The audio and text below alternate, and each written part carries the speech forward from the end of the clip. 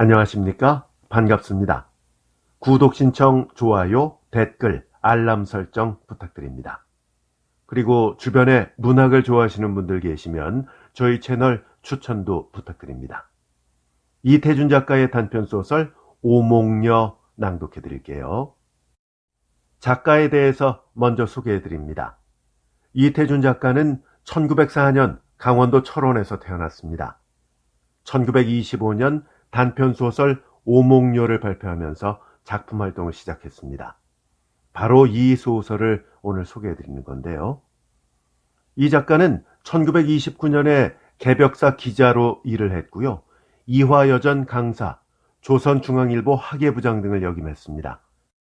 1933년에는 이효석, 김기림, 정지용, 유치진 등과 함께 구인회를 결성을 했습니다. 그리고 1939년에는 순수 문예지 문장을 주제해서 작품을 발표하는 한편 역량 있는 신인들을 발굴해서 문단에 크게 기여했다는 평가를 받고 있죠. 1946년 해방 전후 등 일제강점기 민족의 과거와 현실적 고통을 비교하는 문제의식을 가지고 작품을 썼는데요. 그의 간결하면서도 호소력 있는 묘사적 문장은 독자의 호응을 크게 받았습니다. 그가 묘사하는 인물들은 가난하고 무력하지만 우리 전통적 삶의 의식을 잘 드러내면서 인간미가 풍기는 것이 특징으로 알려져 있습니다. 그는 1946년 여름 월북했지만 1956년 숙청당한 것으로 전해집니다. 이태준 작가는 단편소설의 서정성을 높여서 예술적 완성도와 깊이를 세워나갔다는 점에서 우리나라의 대표적 단편소설 작가로 평가받고 있습니다. 단편소설 오목녀 소개해드립니다. 다섯 오자의 꿈몽자, 계집여자로 주인공 이름입니다. 이 작품은 1925년 시대일보에 실렸는데요. 앞서서 말씀드린 대로 이태준 작가는 바로 이 작품을 통해서 작품 활동을 시작한 것으로 알려져 있습니다. 줄거리 소개해 드릴게요. 함경북도 북단 서수라라는 항구에서 북으로 10리쯤에 있는 두만강가 삼거리의 한 객주집에 지참봉이 살고 있습니다. 지참봉은 40이 넘은 시각장애인인데요. 그와 함께 그가 35원에 사다가 아내를 삼은 갓 20살 된 오목녀가 살았습니다. 나이가 들어갈수록 지참봉의 사랑은 지극했지만 오목녀는 그렇지가 않았습니다. 오히려 지참봉을 멸시하죠. 그녀는 그리 미인은 아니었지만 두맷거리에서는 일색으로 통할 만합니다. 어느 날 오목녀는 생선을 훔치러 바닷가에 나갔다가 배 주인인 금돌 총각에게 들키게 됩니다. 과연 오목녀는 어떻게 될까요? 오목녀는 금돌뿐 아니라 주제소의 남순사와도 얽히게 되는데요. 흥미로운 뒷이야기는 직접 작품을 들으시면서 감상하시기 바랍니다. 이 소설은 1937년 영화로도 만들어졌는데요. 그 유명한 나운규 감독의 최후의 명작으로 불리고 있습니다. 이 작품과 내용 전개가 비슷한 작품들이 더 있지요. 물론 주제는 다릅니다. 나도향 작가의 물레방아, 김유정 작가의 소낙비 함께 추천드립니다. 물레방아, 소낙비 두 작품 모두 저희 채널에 올라가 있고요. 본 동영상 설명란에 링크 걸려 있습니다. 좀 더 편안하게 찾으실 수 있겠죠. 그럼 지금부터 이태준 작가의 단편소설 오목녀 낭독해 드릴게요. 서수라라고 하면 저 함경북도에도 아주 북단, 원산, 성진, 청진, 운기를 다 지나 마지막으로 붙어있는 항구다. 이 서수라에서 10리쯤 북으로 들어가면 바로 두만강가요 동해변인 곳에 삼거리라는 작은 거리가 놓였다. 호수는 40여 호에 불과하나 주제소가 있고 객주집이 4, 5천하 있고 이발소 하나 있고 권련, 술, 과자, 우편 절수 등을 파는 잡화점이 하나 있고 그리고는 색주가 비슷한 영업을 하는 집 외에는 모두 농가들이다. 그런데 이 네다섯 군데 되는 객주집의 하나인 제일 윗머리에 지참봉네라고 있다. 이 지참봉은 벼슬을 내서 참봉이 아니라 젊었을 때부터 실명이 돼서 어느 때부터인지 참봉하고 불려온다. 그는 부업으로 점도 치고 푸닥거리도 하고, 하지만 워낙 작은 곳이라 그런 것이 많지 못하고, 객주를 한 대야 철도 연변도 아닌 두매의 국경이라 보행객이 많아야 한 달에 5, 6인에 지나지 못한다. 그러니 눈먼 지참봉이 가난뱅이로 살 것은 사실이다. 식구는 단 둘인데 그는 40이 넘은 이 지참봉과 갓 20을 낳은 오목녀다. 누구나 오목녀가 지참봉의 딸인 줄 안다. 그러나 기실은 총각으로 늙어온 지참봉이 9살 된 오목녀를 점치러 다닐 때 길잡이로 30몇 원에 사다 길러온 것이다. 그런데 벌써 5, 6년 전부터는 혼례는 했는지 안 했는지 이웃 사람들도 모르건만 지참봉과 오목녀는 부부와 같은 생활을 해온다. 이렇게 단둘이 살아오므로 지참봉은 오목녀를 끔찍이 사랑해 오건만 오목녀는 그와 반대였다. 어째서 8년은 왔든 자기는 앞길이 꽃 같은 젊은 계집이요. 같이 살아갈 남편이란 아버지 뻘이나 되는 늙은 소경이라 불만할 것도 무리는 아니다. 오목녀는 어쩌다 좋은 반찬이 생기더라도 남편을 먹이는 법이 없다. 한자리에 마주 앉아 먹건만 보지 못하는 남편은 먹든 못 먹든 저만 집어먹으면서도 조금도 미안해하지 않는다. 그런 때문이라고 할지 모르지만 지참봉은 북어처럼 말랐다. 두 눈이 퀭하게 부른 얼굴에는 개기름이 주르르 흐르고 있다. 풋고추만한 상투에는 먼지가 하얗게 앉고 그래도 망거는 늘 쓰고 앉았다. 그러나 오목녀는 그와 반대로 낯살이 차갈수록 살이 오르고 둥그스름한 얼굴은 허여멀겋고 뺨에는 늘 혈색이 배어 있었다. 미인이라기보다 그저 투실투실하게 복성스럽게 생겼다고 할까? 그러나 이 조그마한 두맷거리에선 일색인 채 꼬리를 치기에는 넉넉하였다. 이렇게 인물은 훤한 오목녀이건만 자라나기를 비난하게 자랐고 눈먼 남편을 속여오는 버릇이 늘어서 남까지 속이기를 평범히 하게 되었다. 때는 8월 중순. 어느 날인지는 모르나 내일이 오목녀의 생일이다.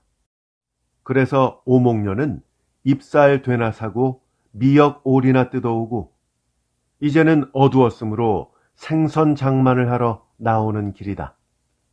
으스름한 달밤에 바구니를 끼고 맨발로 보드러운 모래를 사뿐사뿐 밟으며 바닷가로 나왔다. 물에 데어있는 배 앞에 가서는 우뚝 서더니 기침을 한번 하고는 뒤를 휘돌아보고 아무도 없음을 살핀 다음에 고기잡이 배 속으로 날름 들어갔다. 오목녀는 생선이나 백합이 먹고 싶을 때면 늘 이 배에 나와서 주인 없는 사이에 들어갔다. 이 배 주인은 한 이태 전에 웅기서 들어왔다는 금돌이라는 총각인데 워낙 어부의 자식이라 바다에 익숙해서 혼자 여기 와서도 어업을 하고 있었다. 금돌이는 종일 잡은 생선과 백합을 그날 저녁과 이튿날 아침에 별러서 파는 까닭에 그가 저녁에 팔 것을 가지고 거리로 들어오면 그 배에는 다음날 아침에 팔 것들이 남아있고 금돌이가 다 팔고 나오노라면 늘 밤이 으슥했다. 오목녀는 늘 이 틈을 타서 생선과 백합을 훔쳐들였다. 오늘 밤에도 마음을 턱 놓고 배 안에 들어와서 생선을 바구니에 주워 담을 때 아차, 배가 갑자기 움직였다. 오목녀는 질겁을 해서 뛰어나와 보니까 배는 벌써 내리지 못할 만큼 물을 떠났다. 이것은 여러 번이나 도적을 맞은 금돌이가 하필 그날은 고기도 한 번 팔 것밖에 더 잡지 못해서 누가 훔쳐가나 한번 지켜볼 겸 나가지 않고 있었던 것이다. 금돌이는 오목녀임을 알았을 때, 이 거리에선 화초로 여기는 오목녀임을 알았을 때, 그는 큰 생선이 절로 안에 떨어진 듯 즐거웠다. 우선 배를 띄우는 것이 상책이라 하고 몰래 배부터 물에서 떼어놓고 노를 젓기 시작한 것이다. 오목녀는 눈이 둥그래서 어쩔 줄을 몰랐다. 소리도 못 칠 형편이다. 어스름한 달빛 속에서 오목녀와 금도를 실은 배는 뭇에서 보이지 않을 만치 나와 돛을 내렸다. 엉이 아주망이시덤둥. 놀래지 마십거니 어찌할 수 있음둥. 오목녀는 얼른 안색을 고치고 생긋 웃어준다. 그리고 생원에 어찌겠음둥. 배를 대랑. 금돌이는 싱글거리면서 오목녀의 곁으로 다가서더니 부들부들 떨리는 손을 오목녀의 어깨로 가져간다. 그리고 엷은 구름 속에 든 달을 가리켜 보인다. 오목녀도 피하려 하지 않고 같이 달을 쳐다보고 나직한 소리로 배를 대랑. 배를 대고선 무슨 노릇이 못 될 게 있음둥. 이왕지세. 그러나 배는 움직이지 않았다. 오목녀는 금돌이를 안 뒤로 지참봉에 대한 불만이 더욱 커갔다. 저도 모르게 가끔 금돌이와 지참봉을 비교해 보는 버릇이 박혔다.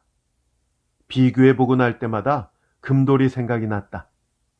그날 밤 금돌이가 또 오랑이 뉘 알겠음둥. 내일 밤에도 고대하겠스 꼬마. 꼭 나오랑이 하던 말이 자꾸 생각났다. 오목녀는 생일이 지난 지 10여일 후에 기어이 바구니를 끼고 이번에는 배가 비지 않고 금돌이가 있기를 오히려 바라면서 다시 바다로 나왔다. 세 번째부터는 오목녀는 금돌이 배에 다니기를 심심하면 이웃집 마을 다니듯 하였다. 지참봉이 점이나 쳐서 잔돈푼이나 생기면 오목녀는 그 돈을 노렸다가는 병을 들고 술집으로 갔다. 그러면 그날 밤엔 지참봉은 술 냄새도 못 맡아도 금돌이는 얼근에서 뱃전을 장구 삼아치면서 오목녀의 등을 어루만졌다.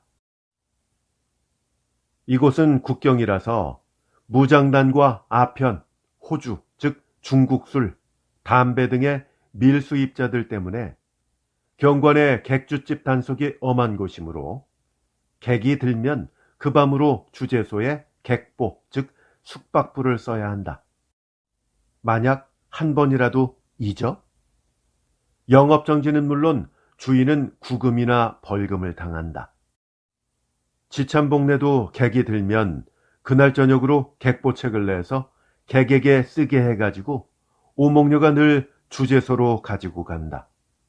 그 주재소엔 소장 외에 순사 2명이 있다. 그 중에 남순사는 늘 오목녀를 볼 때마다 공연히 여러 말을 걸고 이내 놓아주지 않았다.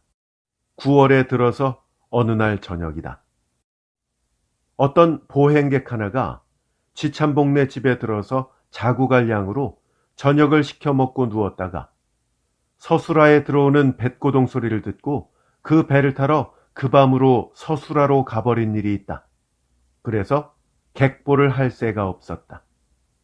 그때 마침 주재소엔 소장은 어느 촌으로 총사냥을 가고 다른 순사는 청진서로 출장을 가고 남순사 혼자 있었다. 남순사는 좋은 기회로 여기고 오목녀를 객보를 안 한 죄로 유치장에 갖다 넣었다. 그리고 지참봉에게 가서는 왜 객보를 아니함둥? 소장이 노했습대. 아무렇게나 내 좋을 대로 말하겠으꼬마. 쉽게 놓이겠습지. 과히 끌탕은 마십거니. 하여 지참봉은 저를 100배나 하고 소장에게 잘 말을 해서 속히 나오게 해달라고 애걸하였다. 밤이 어서 이슥해서 거리집들이 불이 다 끄기를 기다려가지고 남순사는 주재소로 돌아왔다. 그리고 유치장 문을 열어놓았다. 그리고 고르지 못한 어조로 오목녀, 내 소장 모르게 특별히 숙직실에 재우는 게야. 나오랑. 이렇게 자기가 자야 할 숙직실에 오목녀를 들여보내고 자기는 저희 집으로 간다고 하면서 쇠를 밖으로 잠그고 저벅저벅 가버렸다. 쌀쌀한 유치장에서 쪼그리고 앉았던 오목녀는 남순사의 친절함에 퍽 감사했다. 조그마한 단칸방이나 새로 도배를 하고 불은 덥도 춥도 않게 알맞게 떼어서 봄날같이 훈훈하다. 게다가 푸근푸근한 산동주 이부자리가 펴져 있는 것이다.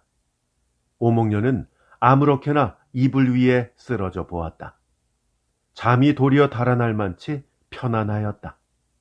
게다가 난포불이 놀란 것처럼 크게 켜 있는 것이다.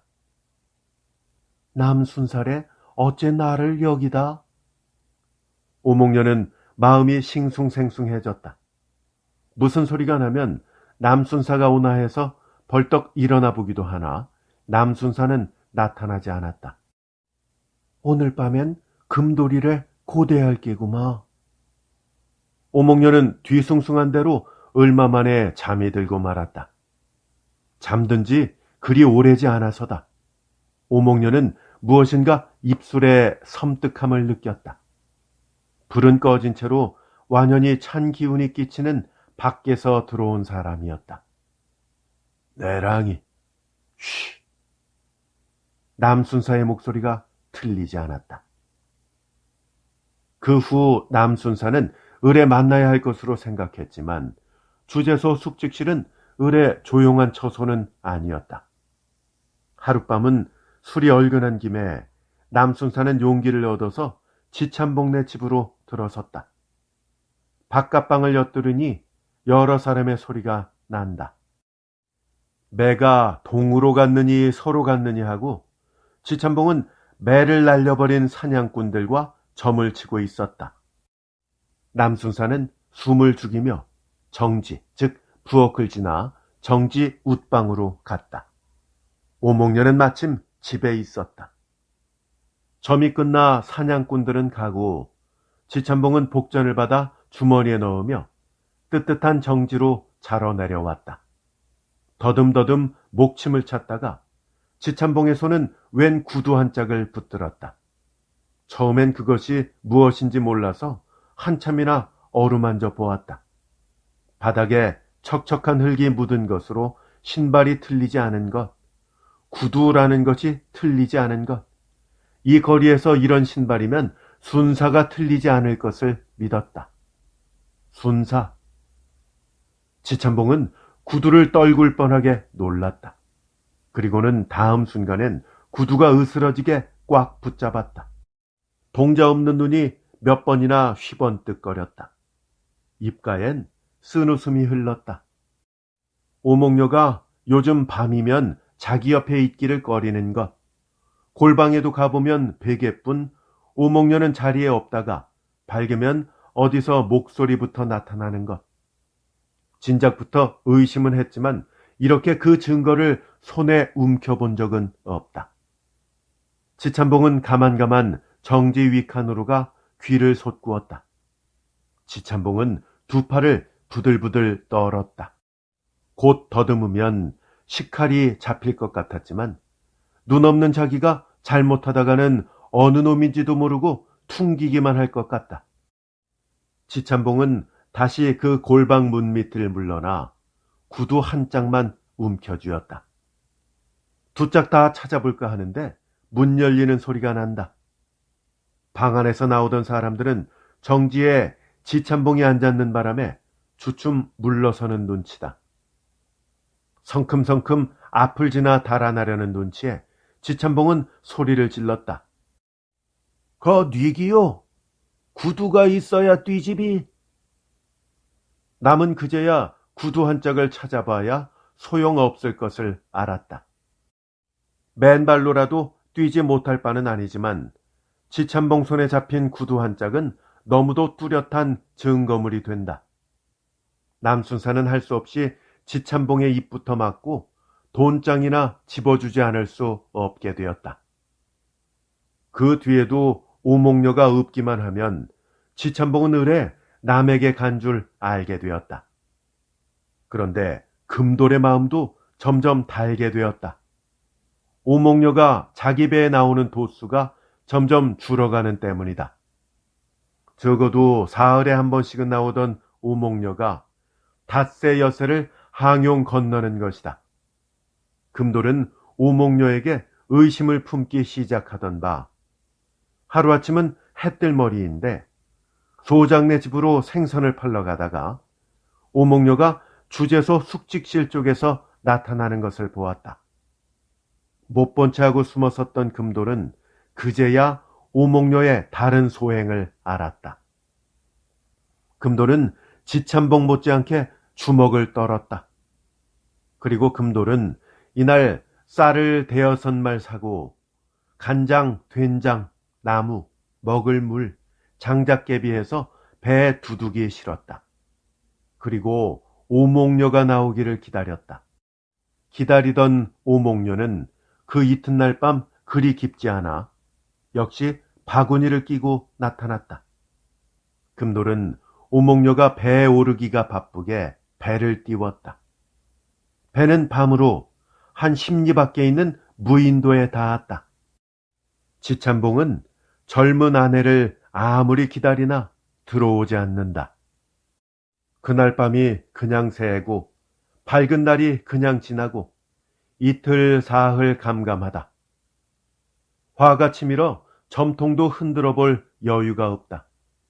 여유가 있다 치더라도 점까지 쳐볼 필요가 없다. 남가의 농간이다. 틀림없다. 더 생각해 볼 필요도 없다 하였다. 그래 오목녀가 나간 지 사흘 만에 지참봉은 남순사를 기별해 오게 하였다. 남이 들어서자 지참봉은 날쌔게 그의 절그럭거리는 칼자루를 붙들었다. 그리고 악을 썼다. 이놈 오목녀 내놔라. 내 놈 지시집이 네 지시갱이 이 칼로 너 죽고 나 죽고 하고 붙은 눈을 부릅뜨며 덤볐다. 남은 꼼짝없이 뒤집어 쓰게 되었다. 남은 우선 지참봉의 입을 막아놔야겠기에 모두 자기의 짓이라고 거짓 자백하였다. 그리고 정말 자기도 오목녀가 아쉽다. 어떤 놈의 짓인지 이 밤으로 거리의 술집들을 뒤지고 서술하나 웅기까지 가더라도 기어이 오목녀를 찾아내고 싶었다. 남순사는 지참봉에게 오늘 밤으로 오목녀를 데려온다고 장담을 하고 나왔다. 나와서는 거리집들을 이잡듯 하였으나 오목녀가 나타날 리 없다. 지참봉은 점점 남순사만 조르게 되었다. 남순사는 급했다. 오목녀가 기껏해야 서술하나 웅기로 나간 것이 틀리지 않은 것 같은데 거기까지 다니며 찾자니 일자가 걸린다.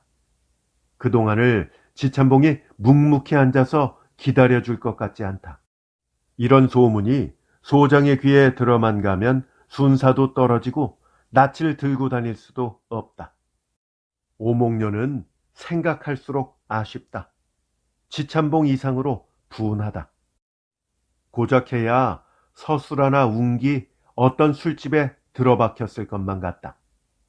가기만 하면 단박 뒤져낼 자신이 생긴다. 뒤져내어서는 우선 오목녀를 며칠 데리고 지내고 싶다.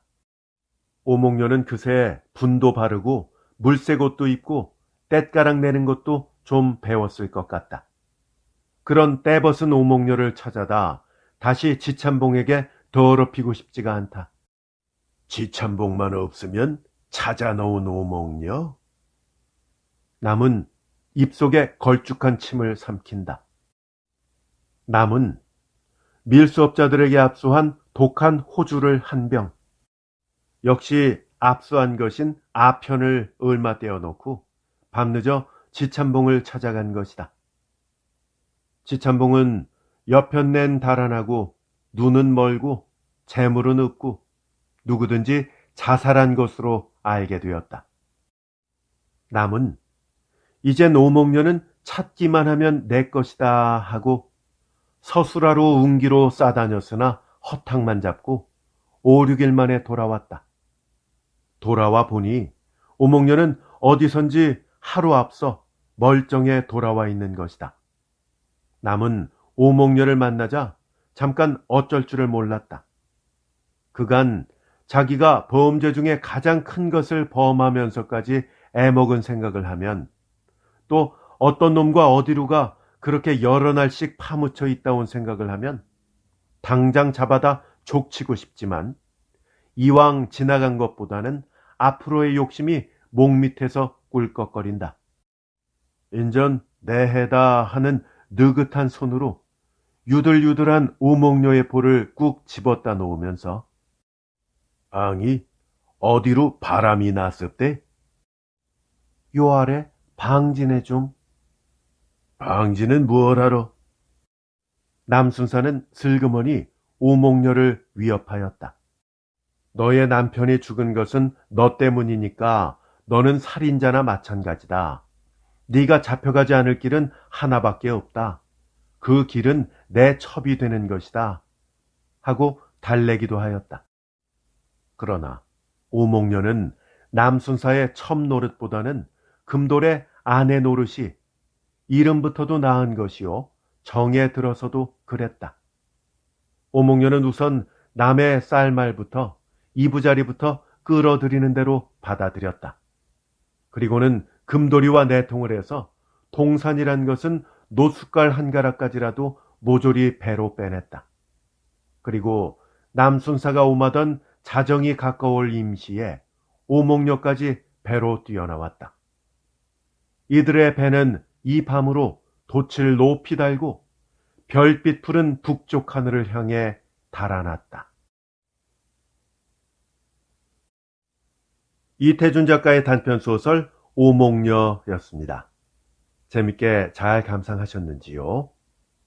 오프닝에 말씀드린 대로 나도양 작가의 물레방아, 김유정 작가의 소낙비 함께 들어보시라고 권해드립니다. 끝까지 함께 해주셔서 감사합니다. 더 좋은 작품으로 찾아뵐게요. 안녕히 계십시오.